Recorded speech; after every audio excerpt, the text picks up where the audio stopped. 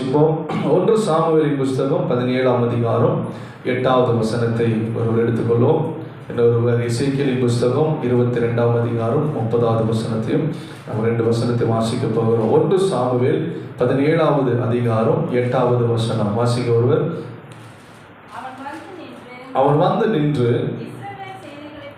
இஸ்ரவேலுடைய சேனைகளை பார்த்து சத்தமிட்டு இந்த யுத்தத்திற்கு அணிவகுத்து நிற்கிறது என்ன? நான் பெலிஸ்தன் அல்லவா? நீங்கள் சவுலின் சேவகர்கள் அல்லவா? உங்களில் ஒருவனை தெரிந்து கொள்ளுங்கள், அவன் என்னிடத்தில் வரட்டும். எசேக்கியேலின் புஸ்தகம், எசேக்கியேலின் தீர்க்கதரிசன புஸ்தகம் 22ஆம் அதிகாரம் 30வது வசனம். எசேக்கியேல் 22வது அதிகாரம் 30வது வசனம்.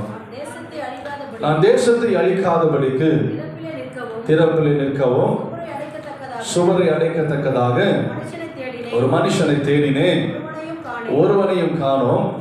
அல்லேலூயா. நான் சுவரை அடைக்கத்தக்கதாக ஒரு மனுஷனை தேடினேன், ஒருவனையும் காணோம் என்று இங்கே ஆண்டவருடைய சத்தமாய் இருக்கிறது. அல்லேலூயா. 2 வசனத்தை நாம் பார்க்கும் பொழுது 2 விதமான மனிதருடைய சத்தத்தை நாம் இங்கே கேட்க முடியும்.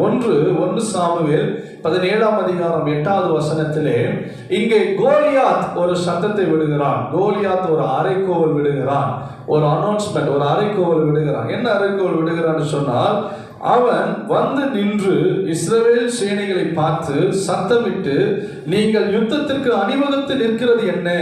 நான் பெலிஸ்தன் அல்லவா? நீங்கள் சவுலின் சேவகர் அல்லவா? உங்களில் ஒருவனை தெரிந்து கொள்ளுங்கள், அவன் என்னிடத்தில் வரட்டும். அல்லேலூயா. இங்கே கோலியாத் என்கிற ஒரு மனிதன், ஒரு ராட்சதன், சோத்திரம், ஒரு பெலிஸ்திரியன், ஒரு விருத்த சேதனம் இல்லாதவன், ஒரு தேவ பயம் இல்லாதவன், தேவனுக்கு பிரியமில்லாதவர்கள், தேவனுக்கு விரோதமானவர்கள், பெலிஸ்தன் கோலியாத் என்பவன். அவன் வந்து இஸ்ரவேல் தேசத்துக்கு முன்பாக, இஸ்ரவேல் சேனைக்கு முன்பாக வந்து நின்று அவன் வந்து ஒரு அறைகோவல் விடுகிறான். என்ன சொல்றான்னா, நீங்க எல்லாம் அணிவகுத்து ஏன் நிக்கிறீங்க? ஏன் யுத்தத்துக்கு நிக்கிறீங்க? நீங்க எல்லாம் எதுக்கு அப்படியே வந்து நிக்கிறீங்க? அப்படி சொல்றான். சொல்லிட்டு அவன் என்ன சொல்றானா, நான் வந்து பெலிஸ்தன்ல. அப்படின்னா என்னன்னா, நான் வந்து யார் தெரியுமா? என் சிச்சுவேஷன் என்ன தெரியுமா? என் பேக்ரவுண்ட் என்ன தெரியுமா? நான் யார் தெரியுமா? என் பலம் என்ன தெரியுமா? என் மகிமை, என் வல்லமை என்ன தெரியுமா? நீங்க வந்து சண்டை போடுறதுக்கு நிக்கிறீங்களே அப்படின்னு சொல்லிட்டு அவன் சொல்றான், நீங்கள் சவுலின் சேவகர்கள் அல்லவா? சவுலின் யுத்த வீரர்கள் அல்லவா? சொல்லிட்டு, உங்களிலே ஒருவனை தெரிந்து கொள்ளுங்கள், அவன் என்னோடு கூட என்ன பண்ணட்டும்? யுத்தம் செய்யட்டும். அல்லேலூயா. இங்கே ஒரு பக்கம் பார்க்கும் பொழுது சாத்தான் ஒரு அறைகோவலை விடுகிறான். சோத்திரம், உங்களில் ஒருவனை தெரிந்து கொள்ளுங்கள். கோலியாத் ஒரு அறைகோவல் விடுகிறான். உங்களில் ஒருவனை செலக்ட் பண்ணி என்கிட்ட வா, சண்டை போடலாம். அல்லேலூயா.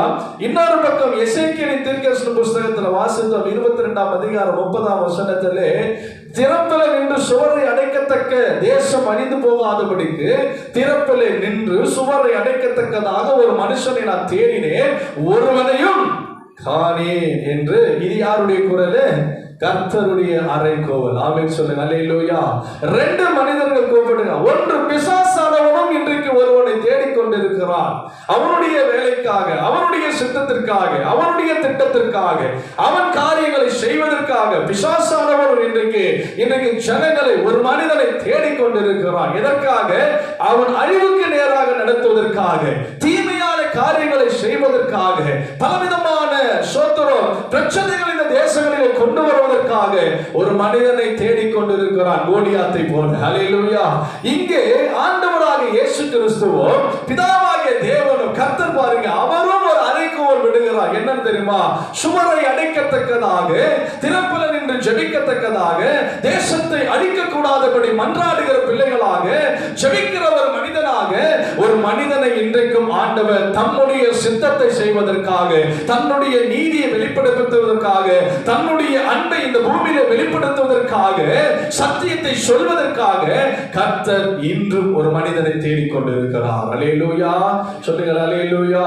இன்றைக்கு நம்முடைய செய்தியுடைய தலைப்பானது தேவன் தேடும் மனிதன். அல்லேலூயா. கர்த்தர் தேடுகிற மனிதன். நீங்கள் குறித்து கொள்ளுங்க, தேவன் தேடும் மனிதன். இன்றைக்கு அந்த மனிதனாய் யார் என்பதை நாம் பார்க்க போவோம்.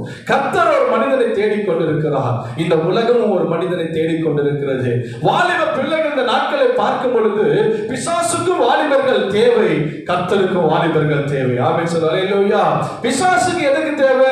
அவனுடைய காரியத்தை, அவனுடைய ராஜ்யத்தை, அவனுடைய அதிகாரத்தை இந்த பூமியில கொண்டு வந்து செய்ய வேண்டும் என்பதற்காக பிரிவினை உண்டாக்க, கலவரங்களை உண்டாக்க, பிரச்சனைகளை உண்டாக்க, பல ஜனங்களை நரகத்துக்கு நேராக இழுத்து கொண்டு போவதற்காக பிசாசும் இன்றைக்கு பல வாலிபர்களை, பல மக்களை தேடிக்கொண்டிருக்கிறார். ஆனால் தேவன் தம்முடைய சித்தத்தையும், தன்னுடைய நீதியும், தன்னுடைய சுவிசேஷத்தையும், தம்முடைய நித்திய வாழ்க்கைக்கு வாழக்கூடிய மனிதனை இன்றைக்கும் ஆண்டவர் தேடிக்கொண்டே இருக்கிறார். அல்லேலூயா. சொல்லுங்க அல்லேலூயா. தேவன் தேடும் மனிதன். அல்லேலூயா. பாருங்க, சோதரம் தேவன் இன்னைக்கு என்ன பண்றார்? ஒரு மனிதனை தேடிக்கொண்டே இருக்கிறார் தன்னுடைய சித்தத்தை செய்வதற்காக. இந்த உலகத்திலே தேவனின் சித்தத்தை செய்வதற்கு திருச்சபையிலே பற்றாக்குறை உள்ளது. ஆமென் சொல்லுங்க அல்லேலூயா.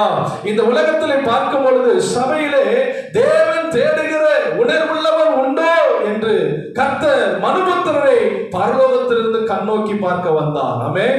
தேவனை தேடுகிற உணர்வுள்ளவன் உண்டோ? எல்லாம் சொல்லுங்க. தேவனை தேடுகிற உணர்வுள்ளவர் மனிதன் உண்டோ என்பதை பார்க்கும்படியாக பரலோகத்தில் இருந்து தேவன் கீழே இறங்கி வந்தார். ஆமென் சொல்லுங்க. அல்லேலூயா.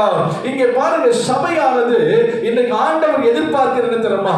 என்னுடைய சித்தத்தை செய்கிற ஒரு மனிதன் இருக்க மாட்டானா? எனக்காக இறங்கி ஊழியம் செய்ய ஒரு மனிதன் இருக்க மாட்டானா? என்னுடைய வாழ்க்கையின்படி, நடைமுறைப்படி வாழக்கூடிய நான் விரும்புகிற ஒரு மனிதனை இந்த சபையானது எனக்கு கொடுக்காதா என்று சொல்லி இன்றைக்கு ஆண்டவர் தேடிக்கொண்டே இருக்கிறார். அல்லேலூயா. சொல்லுங்க அல்லேலூயா. பாருங்க, தேவன் இல்லாமல் நாம் ஒன்றும் செய்ய முடியாது, நாம இல்லாமல் தேவனும் ஒன்றும் செய்ய முடியாது. எத்தனை பேர் விசுவாசிங்க? அல்லேலூயா. ஆண்டவர் ஏன் நம்ம எதிர்பார்க்கிறார்னா, அவர் அவ்வளவு பெரிய தேவன். ஏன் நம்ம என்ன ஸ்பெஷலா? நம்ம இல்லாம பண்ணலாம் முடியாது. நாம இல்லாம அவரால் ஒன்றும் செய்ய முடியாது, அவர் இல்லாமல் நாம ஒன்றும் செய்யவே முடியாது. எதுவானாலும் தேவன் தம்முடைய பிள்ளைகளோடு கூட இணைந்து அவர் என்ன பண்ண அந்த தேசத்திலே தன்னுடைய ராஜ்யத்தை கட்டி எழுப்புகிறார். ஆமென் சொல்லுங்க. அல்லேலூயா. கர்த்தர் ஒரு ஆபிரகாமை தெரிந்து கொண்டார். ஏன்? எந்த ஒரு காரியம் இருந்தாலும் ஆபிரகாமுக்கு சொல்லுவார். ஆபிரகாமே, நான் இப்படி செய்ய போகிறேன், இந்த பட்டணத்தை அழிக்க போகிறேன், ஒரு காரியத்தை செய்ய போறேன். ஏன்னா ஒரு நண்பனை போல ஆண்டவர் பேசினார். அல்லேலூயா. ஆபிரகாமும் ஒரு நண்பர் போல கடவுள் என்ன பண்றாரு?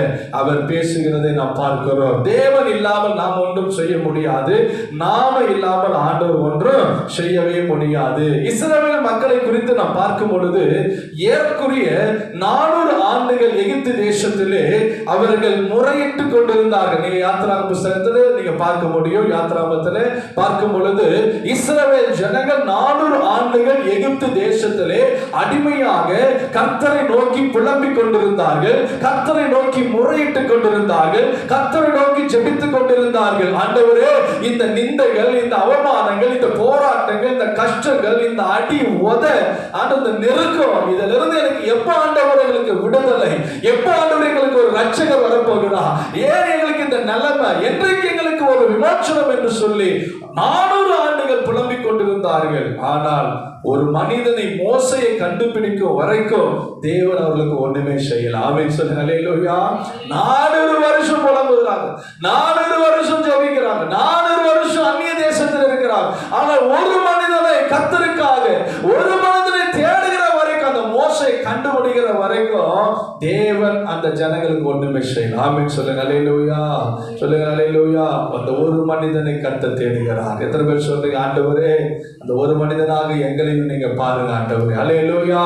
ஒரு மனிதனை ஆண்டவர் தேடுகிறார், ஒரு ஆத்மாவை தேடுகிறார். ஒரு மனிதனை ஆண்டவர் தேடினாரானால், ஒரு மனிதனை தொட்டாரானால், ஒரு மனிதனை ரட்சிப்பாரானால் அந்த தேசத்தில் ஒரு பெரிய அசைவை கர்த்தர் பண்ணுவார்.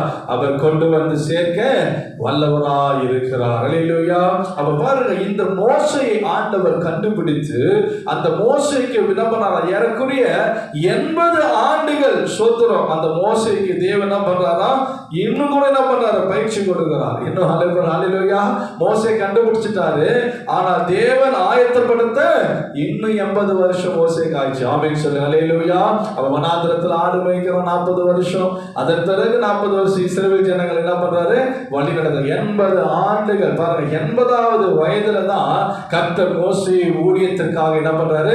அழைக்கிறார். அப்ப 80 வருஷம் ஆண்டவர் மோசேயை பக்குவப்படுத்துகிறார், புடமிடுகிறார், கற்றுக் கொடுக்கிறார். அரண்மனையில 40 வருஷம் வைக்கிறார். அரண்மனை வாழ்க்கை வாழ்றான், சொகுசான வாழ்க்கை எல்லாமே பார்க்கிறார். ஆண்டவர் ஒரு சிச்சுவேஷன்ல அவன் அங்கிருந்து வெளியே கொண்டு வருகிறார். வனாந்திரமான சூழ்நிலையை வாழ்ந்து கொண்டிருக்கிறான், ஆடு மேய்த்துக் கொண்டிருக்கிறார், பல காரியங்களை கற்றுக் கொடுக்கிறார். அந்த 40 வருஷம் ஆண்டவரோடு கூட கற்றுக் கொடுக்கிறார். 80 வருஷம் தேவன் மோசேக்கு கற்றுக் கொடுத்துதான் 80வது வயதில கர்த்தர் மோசேயை தெரிந்து கொண்டு, அந்த மனிதனை தெரிந்து கொண்டு, இப்போ நீ இஸ்ரவேல் தேச ஜனங்களுக்காக எகிப்துக்கு என்ன பண்ணு போ என்று சொல்லி கர்த்தர் அவனை அனுப்புகிறார். அல்லேலூயா.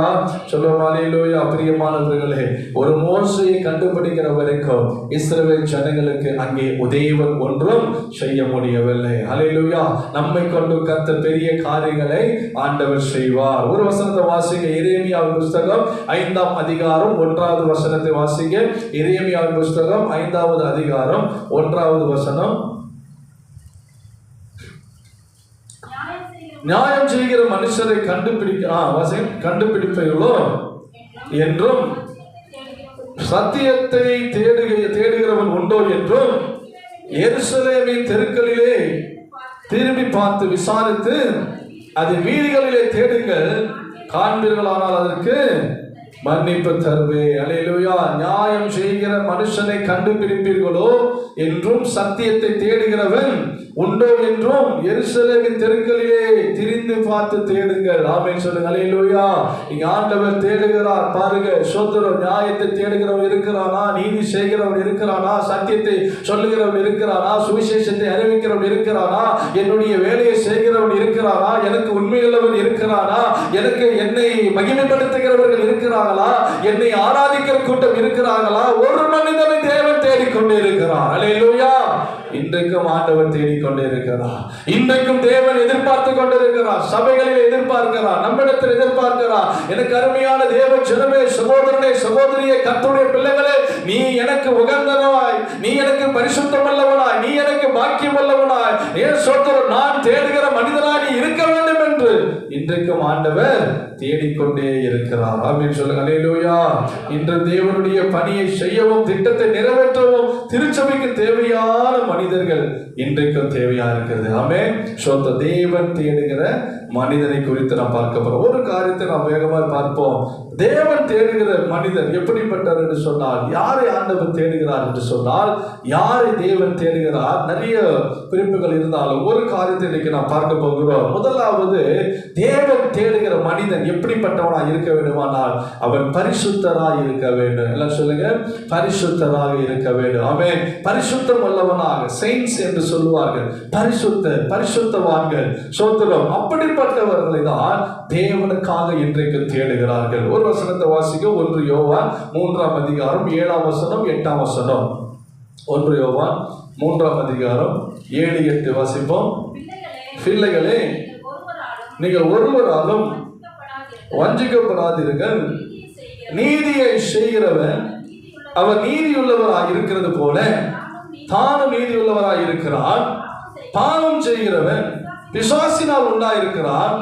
ஏனெனில் பிசாசானவன் ஆதி முதல் பாவம் செய்கிறான்.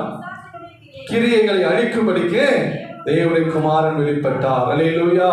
ஆண்டவர் பாருங்க, இங்கே யோவான் எழுதுகிறார். என்ன எழுதுறாரா? பிள்ளைகளே, நீங்கள் ஒருவராலும் வஞ்சிக்கப்படாதீர்கள். நீதியை என்ன பண்ணுங்க செய்கிறவன் அவர் நீதி உள்ளவராய் இருக்கிறது போல தானும் நீதி உள்ளவராய் இருக்கிறார். அல்லேலூயா. பிள்ளைகளே, நாம் வஞ்சிக்கப்படாதபடிக்கு, இன்றைக்கு வஞ்சிக்கப்படாதபடி, ஏதேன் தோட்டத்திலே வஞ்சனை ஆரம்பித்தது. சாத்தான் ஏவாளை வஞ்சித்தான். அல்லேலூயா.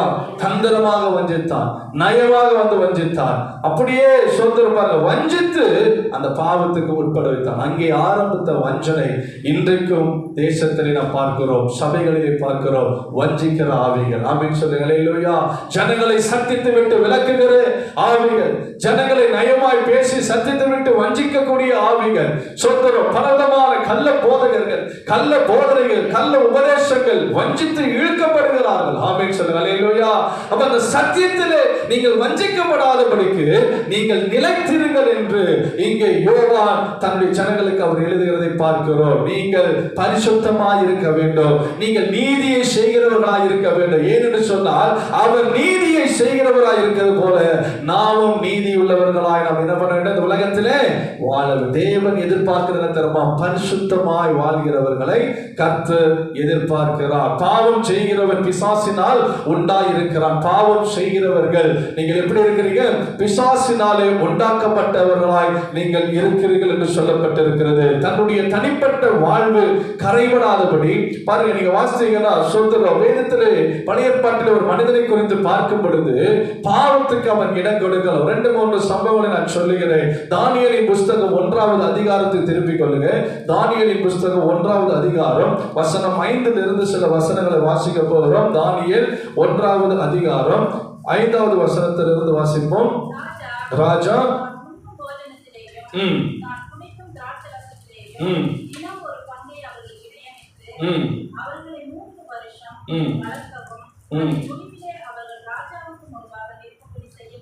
தானியேலை குறித்து இங்க பார்க்கும் பொழுது சோத்திரம் ஒரு சில மனிதர்களை சோத்திரம் இந்த ராஜா சோத்திரம் பார்க்கும் பொழுது அங்கே அடிமையாக கொண்டு வரப்படுகிறார்கள். ஒரு சில குறிப்பிட்ட வேலைக்காக இளைஞர்களை கொண்டு வர அதுல வந்தவர்கள் தான் தானியேல், சாத்ராக், மேஷாக், ஆபேத்நேகோ இவர்கள் எல்லாம் அந்த அடிமையாக கொண்டு வரப்பட்டவர்கள் தான். ஆனால் இப்ப இந்த அடிமையாக கொண்டு வரப்பட்டவர்களை ஒரு குறிப்பிட்ட மக்களை ராஜா செலக்ட் பண்ணி அவங்களுக்கு 3 வருஷம் ட்ரைனிங் கொடு, அவங்களுக்கு நல்ல சாப்பாடு கொடு, அவங்களுக்கு நல்ல கற்றுக் கொடுங்க, அவங்களுக்கு நல்லா செஞ்சுங்க. இவங்களை ஏதோ ஒரு வேலைக்காக இந்த ராஜா என்ன பண்றாரு? தயார்படுத்திக் கொண்டிருக்கிறார். அல்லேலூயா. இப்ப ராஜா சொல்றாரு, நான் சாப்பிடுகிற உணவு, எங்களுக்கு கொடுக்கிற அந்த உணவு இவர்களுக்கு என்ன பண்ணுங்க? கொடுத்து இவங்களை பராமரிங்க. 3 வருஷம் இவங்களை வளர்த்து அதன் பிறகு கொண்டு வந்து எங்களுக்கு முன்பாக நீங்கள் நிறுத்துங்கள் என்று சொல்லப்பட்டிருக்கிறது. வாசிங்க. அப்போ 3வது வசனத்தை அடுத்த வசனத்தை வாசிங்க. அவர்களுக்கு யூதா புத்திரராகிய தானியேல்,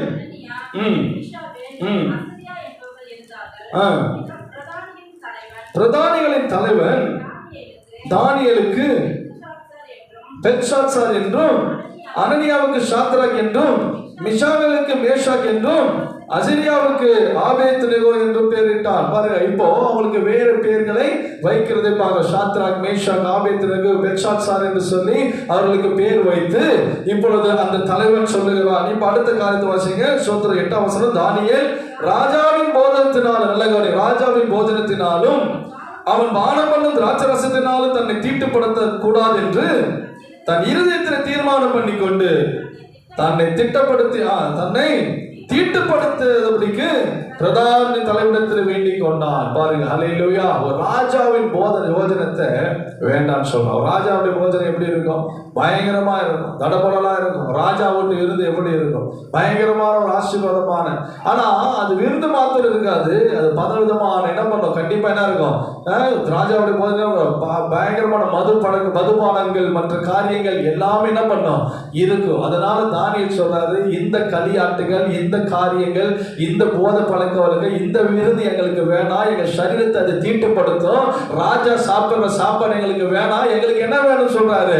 அவன் போய் வேண்டிக் கொள்றான், எங்களுக்கு வேற சாப்பாடு கொடுங்க, வேற ஆகாரம் கொடுங்க. ஹல்லேலூயா. இந்த ஒரு தானியேல், இந்த வாலிபர்கள் தேவன் தேடுகிற மனிதர்களாக, தேவன் சொல்லுகிற மனிதர்களாக, கர்த்தர் எதிர்பார்க்கிற மனிதர்களாக, சரீரத்தை தீட்டுப்படுத்த கூடாது. போஜனத்தினாலே, சாப்பாட்டினாலே நான் தீட்டுப்படுத்த மாட்டேன். ராஜாவுடைய மேஜையில் எப்படி இருக்கும்? பயங்கர பலவிதமான சொத்து பல காரியங்கள் அங்கே மேஜைக்குள்ளாக இருக்கும். அதே சமயத்தில் பாவத்துக்குட்பட்ட காரியமாக இருக்கும், அங்கே குடிக்குண்டான காரியமாக இருக்கும். இந்த காரியம் என் சரீரத்தை இடம்பெறக்கூடாது, தீட்டுப்படுத்த கூடாது. ஆமென் சொல்லுங்க. அல்லேலூயா. இன்னைக்கு கர்த்தருடைய பிள்ளைகள், ஒருவேளை நாம் இன்னைக்கு எப்படி இருக்கிறோம்? இந்த சரீரம் தேவன் தங்குகிற ஆலயம் என்று பவுல் சொல்லுகிறார். நீங்களே அந்த ஆலயம். கர்த்தர் அந்த சரீரத்திலே வாசம் பண்ணுகிறார்.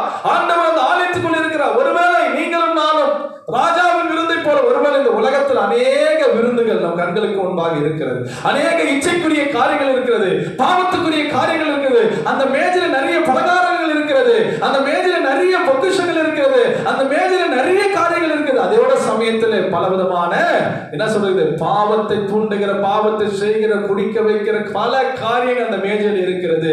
ஒருவேளை இன்றைக்கு நாம் நம் சரீரத்தை எப்படி நாங்க பாவிக்கிறோம்? அல்லேலூயா. இது தேவன் தங்குகிற ஆலயம். இந்த பாவத்தை நான் உடன்படக்கூடாது. இது ஆண்டவன் தங்குகிற பரிசுத்தமான இடம்.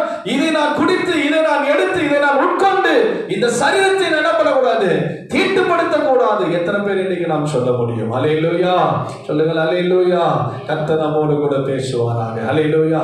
பாருங்க, தானியே அந்த வாலிபர்கள் போய் அந்த பிரதான இடத்துல போய் வேண்டிக் கொள்றாங்கப்பா, தயவு செய்து ராஜா கிட்ட எங்களால சொல்ல முடியல, அதை தட்ட முடியல, ஆனா எங்களுக்கு இதுல உடன்பாடு இல்லை. ஏன்னா நாங்க ரட்சிக்கப்பட்டவங்க, நாங்க ஜெபிக்கிறவங்க, நாங்க ஆண்டவரால் பிரித்தெடுக்கப்பட்டவங்க. எங்க தேவன் பரிசுத்தமான தேவன்யா. இன்னைக்கு எத்தனை விசுவாசி இன்னைக்கு நாம சொல்ல முடியும், என் தேவன் என்னை ஆசீர்வதித்திருக்கிறார், என்னை ரட்சித்திருக்கிறார், எனக்காக ரத்தம் சிந்திருக்கிறார், நான் பிரித்தெடுக்கப்பட்டவன். நான் இந்த பாவத்தை நான் என்ன பண்ணக்கூடாது, ஈடுபடக்கூடாது. ஆமென் சொல்லுங்கள். அல்லேலூயா. நான் வேதனை என்னன்னா, ரட்சிக்கப்படாதவர்களுக்காக ரட்சிக்கப்பட்டவர்களே தான் இன்னைக்கு அநேக பாவத்தில் இன்னைக்கு என்ன பண்றாங்க, சிக்கப்பட்டு இருக்கிறார்கள். அல்லேலூயா. அதனாலேயே பிறர் மனம் திரும்புவதற்கும் பிறர் ரட்சிக்கப்படுவதற்கும் வழி இல்லாமல் போய்விடுகிறது. அல்லேலூயா. சாட்சி இல்லாத ஒரு வாழ்க்கையாக இன்றைக்கு சரீரம் சபையானது போய் கொண்டிருக்கிறது. ஆகவே கர்த்தர் பாருங்க, இந்த வாலிபர்களை அவன் போய் வேண்டிக் கொள்ளுகிறான். வாசிங்க, அடுத்த வசனம் வாசிங்க. தேவன் தானியேலுக்கு பிரதானிகளின் தலையிடத்தில் தயவும் இரக்கமும் கிடைக்கும்படி செய்தார். அல்லேலூயா. என் சரீரத்தை நான் தீட்டுப்படுத்த மாட்டேன், நான் ஆண்டவர் விரும்புகிற பாத்திரமா நான் இருப்பேன். என்றைக்கு தானியேல் ஒரு ஸ்டெப் எடுத்து வச்சான், அன்றைக்கு கர்த்தரிடத்திலிருந்து ஒரு தயவு கிடைத்தது. அல்லேலூயா. சொல்லுங்க, நம்ம ஆண்டவருக்கு பரிசுத்தமா வாழ்ந்தா, தேவன் தேடும் மனிதனை நாம் இருப்போமானால், ஆண்டவர் எதிர்பார்க்கிற ஒரு பரிசுத்தமான வாழ்க்கையை நம்ம வாழ்ந்தா, நம்மளால முடிந்த வரைக்கும் நாம் அப்படி தீட்டுப்படுத்தாத காரியங்கள், தீட்டுப்படுத்துகிற காரியத்தை விட்டு விலகி அதிலிருந்து ஆண்டவர் பக்கம் நாம் திரும்பும் பொழுது கர்த்தருடைய தயவு நம்ம மேல வரும். ஆமென் சொல்லுங்க. அல்லேலூயா. பிரதானியுடைய தலைவனுடைய தயவு கிடைத்தது. வாசிங்க, பிரதானிகளின் தலைவன் தானியேலை நோக்கி, உங்களுக்கு போஜனத்தையும் பானத்தை குறித்திருக்கிற ராஜாவாகிய என் ஆண்டவனுக்கு நான் பயப்படுகிறேன். அவர் உங்களோடு வாசிங்க, உங்களோட வாலிபரின் முகங்களை பார்க்கிலும் உங்கள் முகங்கள் வாடி போயிருக்கிறதாக காண வேண்டியது என்ன? அதனால் ராஜா என்னை சிறைச்சேதம் பண்ணுவாரு என்றார். சொல்றாரு, அப்பா ஓகே, எல்லாம் நீங்க சொல்றது கரெக்ட் தான், நான் ஏத்துக்கிறேன். ஆனா இருந்தாலும் ராஜா வந்து உங்களை செலக்ட் பண்ணி ஒரு குறிப்பிட்ட ஒரு 20 பேர் 10 பேர் 50 பேர் செலக்ட் பண்ணி வச்சிருக்கிறாரு. அவங்களுக்கு இந்த சாப்பாடு தான் கொடுக்க சொல்றாரு. இவங்க எல்லாம் அந்த சாப்பாடை சாப்பிடுவாங்க, நல்ல புஷ்டியா இருப்பாங்க, நல்ல முகக்கலையா இருப்பாங்க. அந்த நேரத்தில் நீங்க போயிட்டு அப்படியே வாடி போய் தொத்தலாக உடல்லாம் அப்படி நீங்க போய் நின்றீங்கன்னா 4 பேரு, ராஜா என்ன தலையை என்ன பண்ணுவான், வெற்றியை போடுவானே. ஆமென் சொல்லுங்க. அடுத்த வருஷம் வாசிங்க. தானியேல் சொல்றான், அப்பொழுது பிரதானிகளின் தலைவன் தானியேல், அனனியா, மிஷாவேல், அசரியா என்பவர்கள் மேலே விசாரிப்புக்காரனாக வைக்கப்பட்டிருந்த மேல்ஷார் என்பவரை தானியேல் நோக்கி, நல்ல கவனிங்க, 10 நாள் வரைக்கும் உமது அடியாருக்கு சோதித்து பாருங்கள், எங்களுக்கு புசிக்க பருப்பு முதலான மரக்கறிகள், குடிக்க தண்ணீரையும் கொடுத்து எங்கள் முகங்களையும் ராஜபோஜனத்தை புசிக்கிற வாலிபருடைய முகங்களையும் ஒத்து பாரும், பின்பு நீர் காண்கிறபடி உங்கள் அடியாருக்கு செய்யும் என்றார். சொல்றாங்க, என்ன சொல்றாங்க, 10 நாள் மட்டும் டைம் கொடுங்க. என்ன சொல்றாரு, எந்த அளவுக்கு போறாங்க பாருங்க. என்னை தீட்டுப்படுத்த மாட்ட முடிவெடுக்கிறாங்க, ராஜாவுடைய கட்டளையை மீறுறாங்க. பிரதானிகள்கிட்ட போய் சொல்றாங்கப்பா, இந்த சாப்பாடுனால சாப்பிட்டு எங்களை தீட்டுப்படுத்த மாட்டோம், ஏன்னா நாங்க பரிசுத்தமான தேவன் எங்கள் உள்ளத்துல வாசம் பண்றாரு, நாங்க ஆலயமா இருக்கிறோம், அதனால இந்த பாவத்தை நாங்க செய்ய மாட்டோம். சரி, என்ன பண்ணலாம், ஒரு 10 நாள் எங்களுக்கு டைம் கொடுங்க. அல்லேலூயா. 10 நாள் பருப்பு வகைகள், மரக்கரைகள், இப்படிப்பட்ட காரியங்களை ஒரு வெஜிடேரியனாக எங்களுக்கு கொடுங்க, இதை நாங்க சாப்பிடுறோம். 10 நாள் கழிச்சு எங்க முகத்தையும் பாருங்க, அவங்க முகத்தையும் பாருங்க. அப்படி நாங்க ஒருவேளை நீங்க பாக்குற அளவுக்கு நாங்க இல்லைன்னா நீ என்ன பண்றீங்களோ நாங்க கேட்கிறோம். ஆமென் சொல்லுங்க. அல்லேலூயா. அதன் பிறகு நீங்க பாத்தீங்கன்னா 10 நாளுக்கு அவங்களுக்கு கொடுக்கப்படுகிறது. ஆனா நீ கடைசியா நீங்க பார்க்கும் பொழுது சோத்திரம் 15 வசனத்தை வாசிங்க. 10 நாள் சென்ற பின்பு ராஜ போஜனத்தை புசித்து எல்லா வாலிபர்களையும் பார்க்கிறோம், அவர்கள் முகங்கள் கலையுள்ளதாயும் சரீர புஷ்டி உள்ளதாயும் காணப்படும். கைகளை தட்டி ஆண்டவரை மேம்படுத்துங்க. ஹல்லேலூயா. சொல்லுங்க, ஆகாரத்தினாலே மாத்திரமல்ல தேவனுடைய சொத்தம், தேவன் அவர்களோடு கூட இருந்ததுனால தான் அது நடந்தது. ஹல்லேலூயா. தன்னை தீட்டுப்படுத்த வேண்டாம், தன்னை தீட்டுப்படுத்த கூடாது என்று தாவீது பிரித்தெடுக்கப்பட்டவனாயிருந்தான். தேவன் பார்க்கிற மனிதன், ஆமென், தேவன் தேடுகிற மனிதன் எப்படிப்பட்டவனாயிருந்தா, சரீரத்தை தீட்டுப்படுத்த கூடாது அப்படின்ற ஒரு பரிசுத்தமான வாழ்க்கையை வாழ வேண்டும் என்று தாவீது இருந்தார். கர்த்தர் தாவீது அந்த தானியேலை அந்த தேசத்தில் தேவன் என்ன பண்ணாராம், உயர்த்தினார் என்று பார்க்கப்பட்டிருக்கிறது. ஹல்லேலூயா. இன்னொரு மனிதனை குறித்து நீங்க பார்த்தீங்கன்னா, பாருங்க, தவறாக புரிந்து கொண்டு சிறையில் அடைக்கப்பட்ட வேண்டிய சூழ்நிலையில் கூட சோதனை வந்த இடத்துல அவர் வஸ்திரத்தை கூட கலெக்ட் விட்டு ஓடினார். யார் சொல்லுங்க? யாரு? யோசேப்பு. ஹல்லேலூயா. யோசேப்பு ஒரு வார்த்தை சொல்றான். என்ன சொல்றான்? போத்திபார் மனைவி பார்த்து சொல்றான். போத்திபார் மனைவி பார்த்து, தேவனுக்கு முன்பாகவும் என் ஆண்டவனுக்கு முன்பாக நான் பாவம் செய்வது எப்படி? ஹல்லேலூயா. முதல் காரியம் என்ன? என் கர்த்தர் என்னை பார்க்கிறாரியா, என் ஆண்டவர் என்னை பார்க்கிறார், நான் ரட்சிக்கப்பட்டவன், அவரால் தெரிந்து கொள்ளப்பட்டவன். எங்க அப்பா, எங்க தாத்தா இவங்கெல்லாம் சோதர சாதாரணமானவங்க அல்ல. ஆபிரகாம், ஈசாக்கு, யாக்கோபு இவங்கெல்லாம் எங்க மூதாதையர், எங்க குடும்பமே ஆண்டவரால் தெரிந்து கொள்ளப்பட்ட குடும்பம், ஆசீர்வதிக்கப்பட்ட குடும்பம். அந்த தலைமுறையில வந்திருக்கிறேன். அதனால இந்த பாவத்தை நான் என்ன பண்ண மாட்டேன், செய்ய மாட்டேன். இந்த விபச்சார பாவத்தை, இந்த சரீரத்தை நான் என்ன பண்ண மாட்டேன், இந்த தீட்டில நான் ஒப்பு கொடுக்க மாட்டேன்னு சொல்லி தன் வஸ்திரத்தை கழட்டி அப்படியே ஓடினானா. அவன் உண்மையிலே சொல்ல போனா நிர்வாணமாய் ஓடினானா. ஆனா கடைசியில் அவனுக்கு வந்தது என்ன?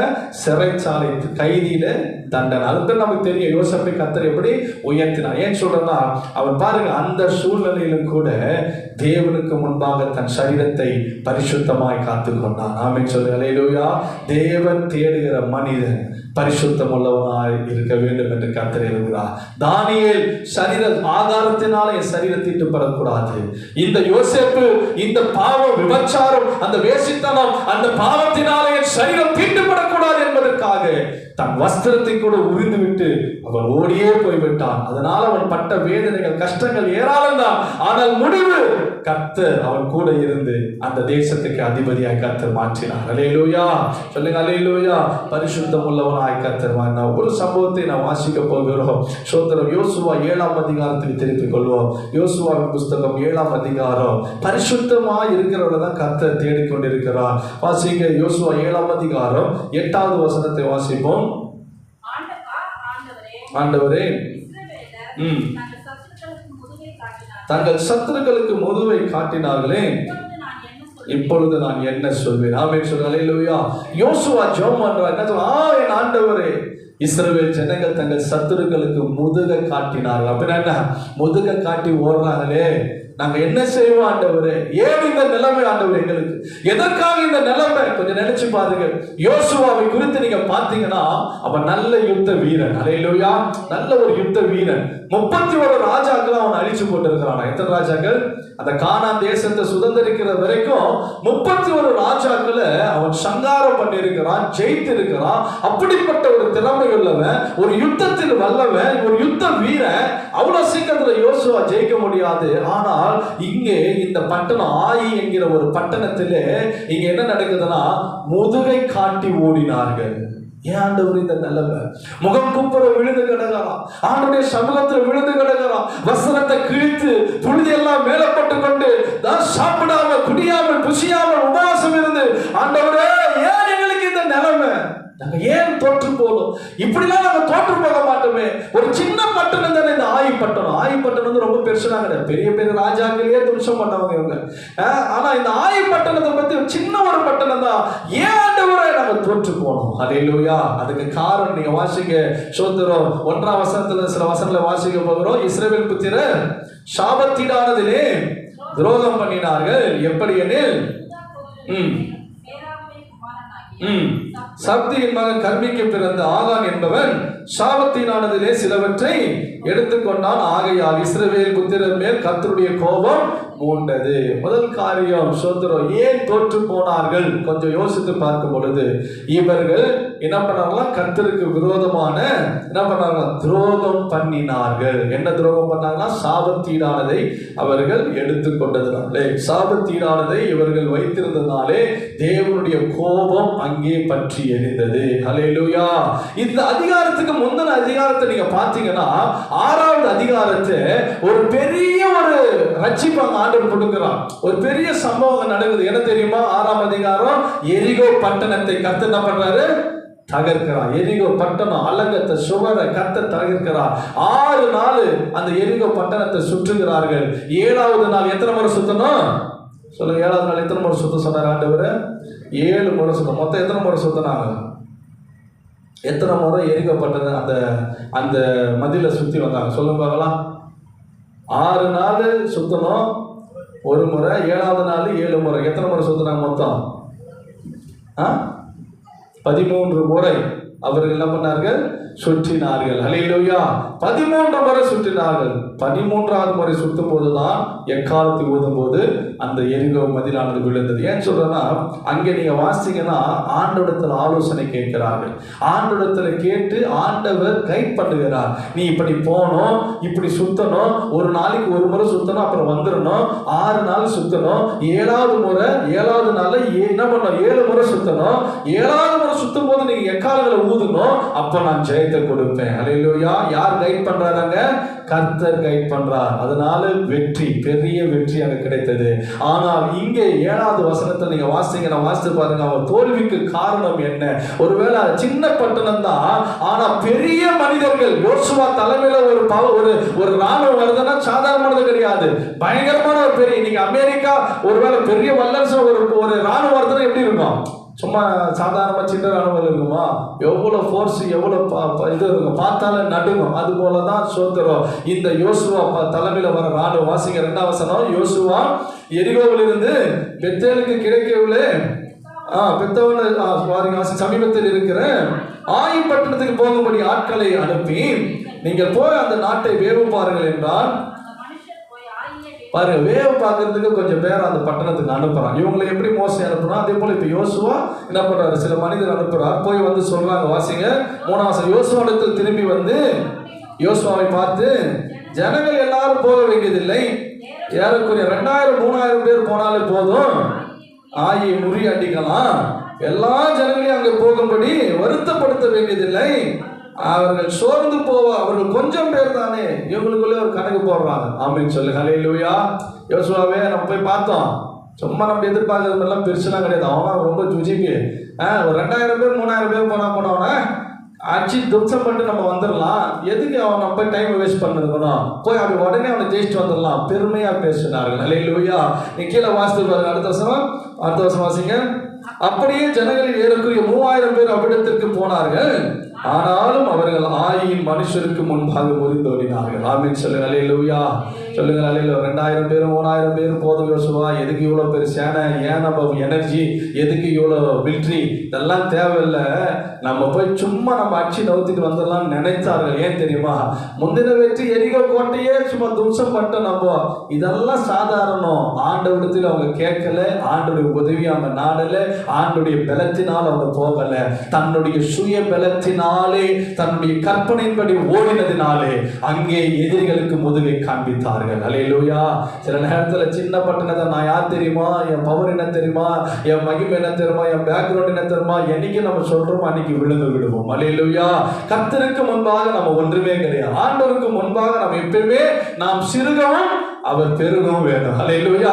என்னைக்குமே நம்ம தாழ்ந்து அவருடைய பார்வையில் நம்ம சிறுகிதா இருக்க வேண்டும். கர்த்தர் பெருக வேண்டும். இவங்க போனாங்க, 3000 பேர் போனாங்க. 3000 பேர் முதுகை காண்பித்து திரும்பி ஓடி வந்தார்கள். ஆமென் சொல்லுங்க. ஹல்லேலூயா. சொல்லுங்க. ஹல்லேலூயா. பாருங்க, சோதரர் சுய பலத்தை சார்ந்து ஓடினார்கள். முந்தின அனுபவத்தை நம்பி இறங்கினார்கள். எந்த விதமான ஆலோசனையும் ஜெபமும் ஆண்டவரிடத்தில் அவங்க கேட்கல. எந்த விதமான கைடன்ஸ் அவங்களுக்கு இல்லை. நீ போப்பா, இப்படி இருப்பா, அப்படி பண்ணப்பா, இதை செய்யப்பா. ஆண்டவர் எங்கேயுமே அவங்கள பேசவே இல்லை. ஹல்லேலூயா. சாதாரணமானவங்க தானே நினைச்சிட்டு ஓடனா, அந்த சாதாரணமானவடத்துல எத்தனை பேர் தான் செத்து போனாங்க? நீ வாசிங்க 5ஆம் வசனம். ஆயி மனுஷர் அவர்கள் ஏறக்குறைய 36 பேரை வெட்டி போட்டாங்க. எத்தனை பேரை? ஒரு சின்ன ஒரு இலக்கு தான், 36 பேர் தான். இந்த 36 பேருக்கு யோசுவாவில் தாங்க முடியல. ஹல்லேலூயா. ஏன் ஆண்டவரே, பெரிய பெரிய ஜாம்பவனெல்லாம் நான் அழிச்சிட்டோம், ஏன் இந்த யுத்தத்தில் நாங்கள் ஃபெயிலு? எதுக்கு நாங்கள் முதுகை காட்டினோம்? ஏன் நாங்கள் தோற்று போனோம்? என்ன காரணம் ஆண்டவரே? எங்களுக்கு நீங்க சொல்லும் ஆண்டவரேன்னு சொல்லி அவன் விழுந்து கிடக்கும் போதுதான் கர்த்தர் அவனோட கூட பேசுறார். அல்லேலூயா. வாசிங்க, சோத்திரம் 8ஆம் வசனத்தை வாசித்தோம். வாசிப்பது, ஆண்டவரை இஸ்ரவேலை